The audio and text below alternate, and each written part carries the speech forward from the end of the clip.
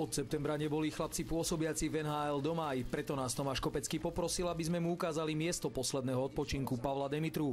30-ročný reprezentant prišiel kamarátovi na hrob zapaliť sviečky a ukázať medailu. Ja si myslím, že určite by bol pyšný a ja verím tomu, že aj je na nás pyšný a že tam zhora na nás dozeral. K Pavlovmu hrobu mal prísť aj Zdeno Chára, no ten ešte dnes musel odletieť do Bostonu.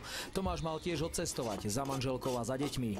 Ja som mal tiež letieť na Floridu, ale potom, jak sme postúpili do finále, tak som sa s ňou dohodol, že nepoletím, že na 2 dní sa mi to neoplatí, aby som letel. Návštevou hrobu sa jeho deň nekončí.